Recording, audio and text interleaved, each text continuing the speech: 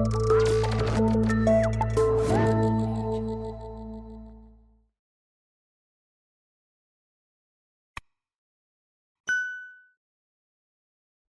what we do? Consider supporting the channel by becoming a Patreon member. The link is in the description below. And as always, please enjoy the story. Looking right, then looking left, I dart across the road. Slipping a little on the icy sidewalk, I dodge the oncoming traffic and throw one hand up into the air. "Josie!" I call out to the crowds on the other side of the street. "Please stop, I need to talk to you." As I dart in front of a car, trying to get to the other side of the road, the driver angrily beeps me. Feeling my heart beating fast, I jump up and shout again, "Josie, please!"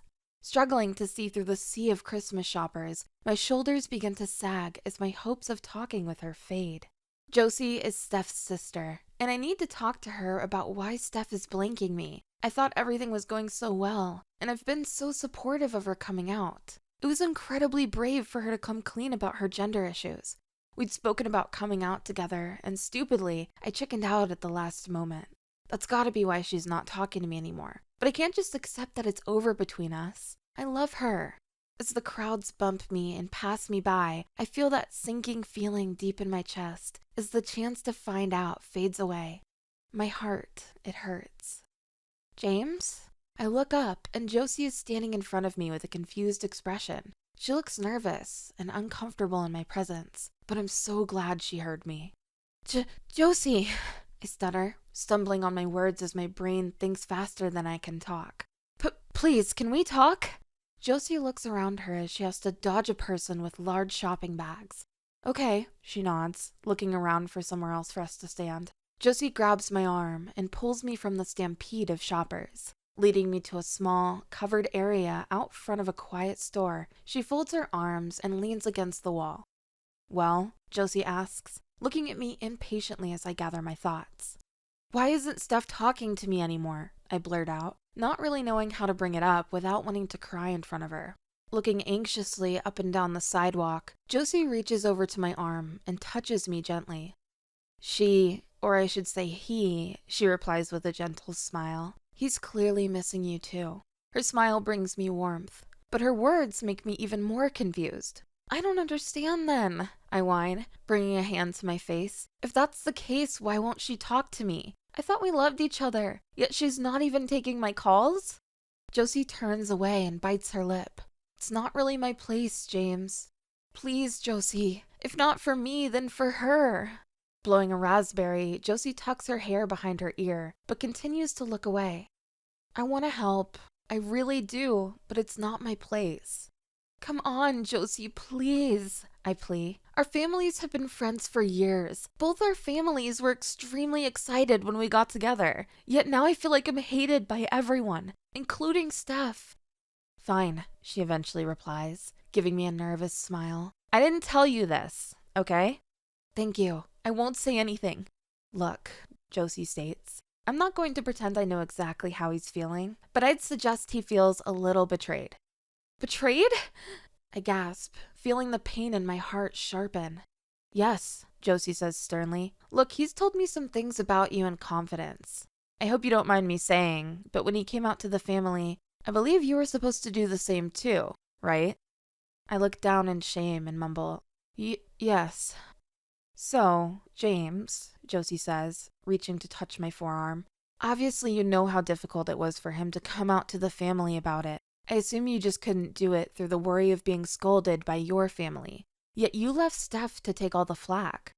"Is that why she's not talking to me?" I blurt out. "He," Josie corrects. "I think Steph prefers being referred to as he now." "Shit," I whine, instantly covering my face with my hands in shame. "I've really fucked it up between us, haven't I?" "Well, kinda, yeah," Josie remarks, looking away. To be honest, I'm not sure what he wants either. We all kinda ignored his new tomboy look as a funny stage he's going through. His obvious love for you had us all thinking he'd grow out of it and start acting like a girly girl again. I mean, if Steph's going to transition into a boy, are you really going to want to be with her anymore? Clearly, it's a hard situation for you both, but breaking up might be the right thing for both of you. "No way!" I screech, throwing my arms to my side. I won't accept that it's over between us like that.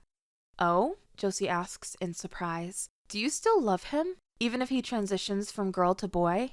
Yes, I cry, allowing the tears to bubble behind my eyes. My love for him is endless.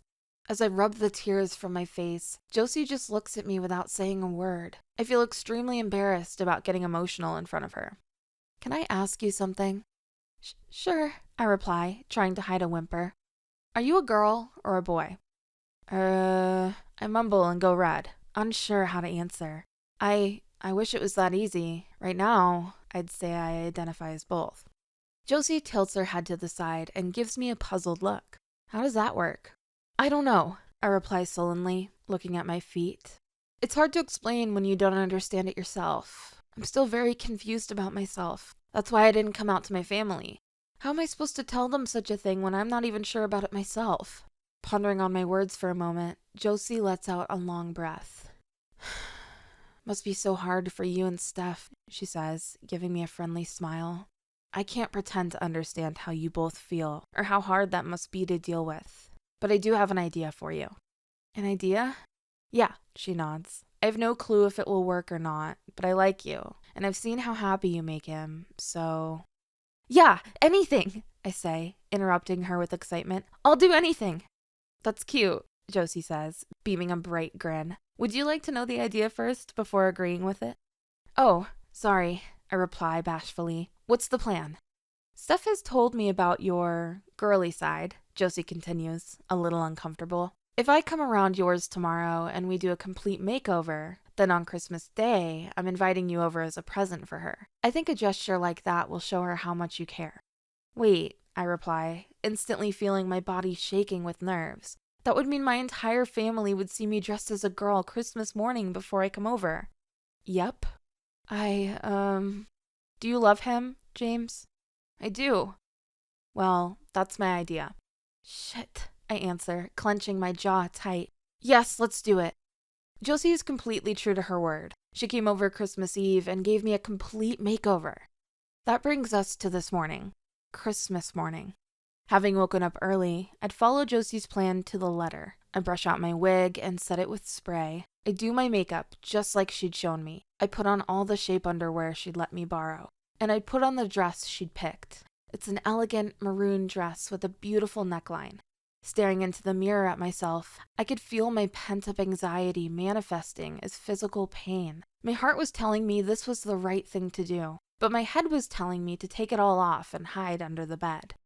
It's not like I wasn't used to dressing this way. I'd become quite accustomed to wearing makeup, wigs, heels, and dresses. It's just the thought of knowing I'm about to go downstairs looking like this. My entire family is about to see me like this. For her, I whisper at my reflection in the mirror. Taking in a long breath, I steady my resolve. Brushing hair behind both ears, I open the door and take a step outside my room. It's still early, so the only person up is Mom, who's in the kitchen. As I slowly come down the stairs, trying to be as quiet as possible in my heavy-heeled boots, I stand at the kitchen entrance, watching my mother for a second. I steady my shaking hands. Morning, Mom, I say in the soft, feminine voice I'd been practicing all night. Like my life flashing before my eyes, Mom turns to face me, and I see her reaction in ultra-slow motion. At first, I don't think she recognizes who I am, but the penny soon drops. James? She eventually asks, stepping close enough to me to touch my long hair. I can't help but go bright red and look away. Yeah, it's me. Running her hand down my face, she stops at my chin and makes me look up at her. About time, she laughs, giving me a wide grin. You look so wonderful in that dress. I did start to wonder if I'd ever see you like this. About time? I question, fixated on her smile. Yeah, Mom replies, bringing her hands to my sides. Don't act so surprised. I see you every day. Do you think I wouldn't notice the clear signs of makeup and the fact you've been shaving your legs? Oh, I reply, feeling a bit silly. I guess all those dress obsessions with Steph left their mark. Wow, Mom continues talking, stepping back to take in my look. You look stunning. Why is it that men have such lovely legs? Huh? Oh, nothing, sweetie. Just commenting on how gorgeous you are. Thanks. Did you buy that dress? Nah, I reply, looking down at myself wearing it. It's Josie's. Just as I start to feel at ease, we both turn around to see my young brother glaring at me from the kitchen entrance. His face drops as he looks me in the eye. What the heck? He laughs, pointing in my direction. Why are you wearing a dress? Are you gay or something? Feeling a lump forming in the back of my throat, I start to tense up and freeze. This was the exact reaction I'd been expecting from him. Zach, Mom scolds, stepping between us. Remember I said James would one day need our love and support? Zach looks up at Mom, pulls a stupid face, and shrugs. Don't give me that look, Mom replies. I told you one day he'd need us to be supportive and loving. Today is that day. Are you sure, Mom? Zach asks, looking at me puzzled. He looks so silly dressed up like that. Not sure I'm ready for an older sister. As Zach continues to give me a bemused look, Mom gives me a smile and a wink. Clapping her hands together, she laughs. You two, stop looking so tense. It's Christmas. Merry Christmas, Zach, I say, nervously rubbing my arm as he stares. Zach takes a step forward and looks me up and down. You must really love her, he remarks before walking past me. Glaring blankly at the wall, trying to take it all in, I smile. I do love him. Just as I snap out of it, I hear Dad's heavy footsteps trudging down the stairs. As I wait for him to appear, I stand frozen on the spot. Shit, this is really happening. He's about to see me dressed up completely as a girl. Merry Christmas, Elisma, he says, yawning and rubbing his eyes. Can I have a coffee, honey? Like a deer in headlights, my mouth falls open and I just stare vacantly as he walks past me, completely oblivious to the fact he's talking to me and not Mom. Feeling like I'm having an out-of-body experience, I turn and move toward the kitchen counter. Grabbing the coffee pot Mom has already made, I pour Dad a cup. As he stands at the cupboard, looking for something to eat, I place the coffee in front of him on the counter. Thanks, love, he replies. Frank, sweetie. Mom giggles, having watched our entire interaction. That's not me you're talking to. Dad looks back at Mom sitting at the breakfast bar and instantly turns to look at me. Oh, biscuits, he exclaims, stepping back. What the hell? Knowing this is all for the love of my life, I smile and give Dad an awkward little wave. Is that, he says, narrowing his eyes as he leans towards me, you, James? Wanting nothing but the ground to swallow me whole, I force myself to answer. Yeah. Elisma, Dad gasps, pointing at me. Have you seen this? Starting to shake with nerves, Dad continues to stare me down. Yeah, sweetie, Mom answers like it's not a big deal. Pretty, isn't he? Dad's eyes grow wide and he shakes his head. Why, James? He asks, looking worried. Are you unhappy as a boy or something? Feeling as small as a mouse, standing here in my dress, I try and squeak a response. You look so silly, Dad interrupts me before I can say anything. Please tell me that's your mom's dress and you haven't bought that for yourself, son. It's Josie's, Mom answers for me. Oh, I see. Figures it had something to do with them, Dad grumbles, again looking me up and down with a vacant expression. I see Steph's gender confusion is rubbing off on our son. Typical. Now my son is acting like some little sissy. Shut up, Dad, I screech, gritting my teeth. Stop talking about him like that. I love him. Him? Dad asks, looking at me like I'm stupid. Yes, I answer sternly, stamping a foot. So you're doing all this for Steph, Dad asks. You're risking being labeled as a sissy boy for her. Him, I say sternly to correct his mistake. I'm not risking anything. I just want to be with the person I love, and if that means telling you guys the truth about me, then so be it. The truth? Dad asks, looking at Mom confused. Sometimes I feel like I'm a girl stuck in a boy's body. It hurts me that I have to hide who I want to be. As those words leave my mouth, Dad looks speechless. The only person who makes any noise is Zach as he slurps on his orange juice. James, Mom says softly, getting up from the breakfast bar to hug me tight. I'm proud of you. As Mom embraces me tight, I can feel my dad's gaze burning a hole straight through me. Son, Dad eventually says as Mom continues to hold me tight. You're serious. You're not just doing this for a girl, are you? Desperate not to cry in front of my dad or younger brother, I let out a long breath and nod. Even if Steph doesn't take me back, I reply, taking a moment to steady my voice. This is me. Sometimes I want to feel pretty and be treated like a girl. Gay, Zach laughs from behind the breakfast bar, interrupting my moment of pure, heartfelt honesty. Shut it, Zach, Mom and Dad shout in complete unison, reacting to my brother's immaturity. What do you mean if Steph takes you back or not? Dad asks as his entire body language becomes more casual. I think he's breaking up with me, I answer, looking away and biting my lip to hide the pain. What a silly boy, Dad laughs, picking up his coffee and taking a long sip. Are you going to try and win him back? Yeah, I say, allowing a smile to creep across my face. That's the plan. Josie's going to give me as a surprise present today. I'm hoping this is going to show him how serious I am about being together. Letting go of me, Mom stands next to Dad and gives me a reassuring smile. Best of luck, kiddo, Dad grins, slapping me roughly on the shoulder with one arm. You must really love Steph to wear such a getup. I gotta say, take some balls to admit something like that. I'm proud of you too. Almost being pushed over, I steady myself on my heels. James, Mom smiles, reaching behind her neck to remove her ruby antique necklace. Having had 2 boys, I planned on giving this to your daughter, if you ever had one. Mom holds the ruby pendant out toward me. I look down at it, knowing it means a huge amount to her, having been her grandmother's. Seems only right that you have it, Mom says, reaching up under my long hair and around the back of my neck. A beautiful piece of jewelry should be worn by a girl just as stunning. As she does up the clasp and allows the necklace to fall to my bare chest, she gives me an emotional smile. You go win Steph back, honey, Mom whimpers, brushing the tears from her eyes. We are all rooting for you. Wanting to gush out all my emotions at once, I bit my lip hard and hold back the tears. Thank you. I struggle to believe how supportive they all were as I leave the house. Heading up the street towards Steph's house, I hold my head up high. As Josie greets me at the door with the widest smile, I couldn't stop myself from telling her how well coming out went with my family. She's just as pleased about it as I am. Still, knowing we have a plan, I agree to follow Josie quietly, sneaking me into the house. As we approach the living room, I can hear the family chatting away.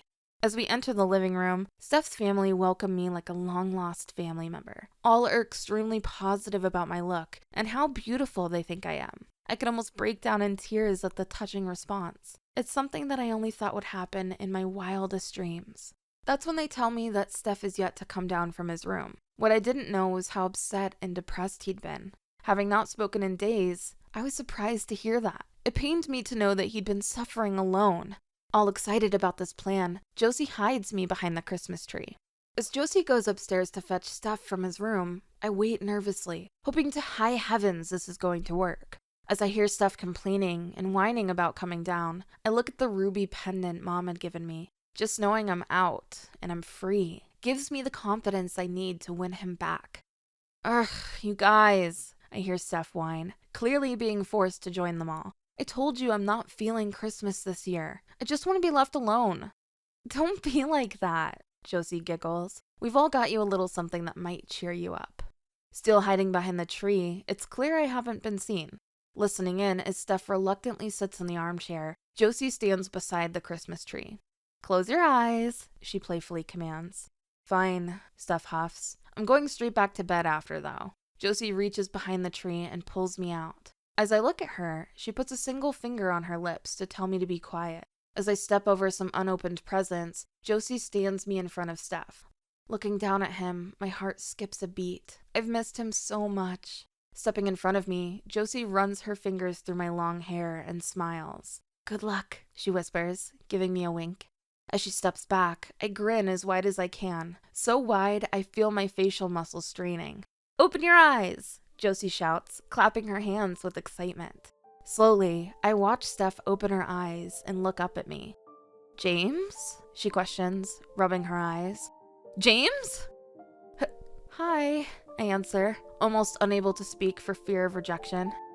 James? He repeats, looking around the room, clearly terrified at his family's reaction to me standing in the middle of their living room wearing a dress. As Steph stands, looking completely flabbergasted, I reach out and take his hands. I've missed you, I say softly, stopping her from frantically looking around the room in a blind panic. Steph looks up at me and I run my hand through her short hair. I love you, Steph. I want to be with you no matter what. Stunned, Steph brings a hand to her mouth and gasps. See me, Steph, I plead. See who I want to be. See me for who I am. Please don't give up on me. Please, I love you with all my heart. Stop, Steph groans, shaking her head. Stop it now. Her face looks panicked and worried. The pain in my chest grows stronger and more intense. She's about to reject me. How can you love me? Steph howls as tears form in her eyes. I'm not good enough for you, James. I will only cause you pain. You should find a real girl to make you happy. My mouth drops as Steph appears to move away from me. My heart feels like it's about to crack open. What? I managed to ask, feeling my world crashing and burning. I'm not good enough for you, Steph repeats with pain in her voice. Although I love you completely, James, I can't offer you a future. I can't be what you deserve. I don't want to ruin your life. You've got to understand. That's why I'm not speaking to you. It's better for us both this way. It's breaking my heart even looking at you right now. A future without you is not worth living, I frantically reply, bringing my hands to her face. The girl in me needs you. The boy in me needs you. I need you. Touching her chin, I raise her face to look her directly in the eyes. Trying to look past his tears, I must keep trying. I can't let our love just dissolve away like that. Steph, I say softly, bringing my face closer to his. I'm out. I've come out to my family. I've come here dressed as the girl, desperate to show you how much you mean to me.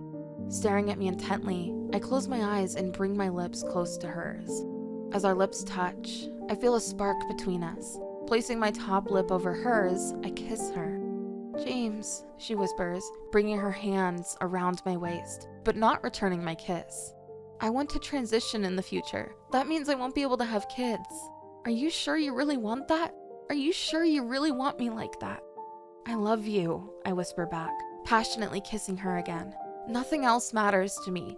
Still not kissing me back, I feel her hands move down my backside, pressing his body against mine. I know my words are getting through to him. No matter what? He asks gently, as I open my eyes to the sight of tears streaming down his face. Always, I answer.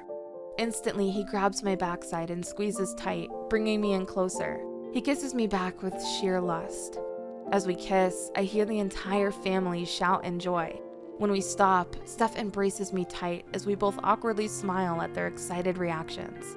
About time you two made up, Josie laughs, slapping Steph on the back. Gonna be nice to have you all happy again, brother. Steph nervously giggles before looking up at me with those big, beautiful blues. Thank you, Steph grins, kissing me again. Thank you for the best present ever. I kiss back and throw my arms around her shoulders. No, I reply, stealing another kiss. Thank you. I'd never have come out if it wasn't for you. You're welcome, beautiful, Steph replies, blushing. Merry Christmas, my sweet little Jasmine.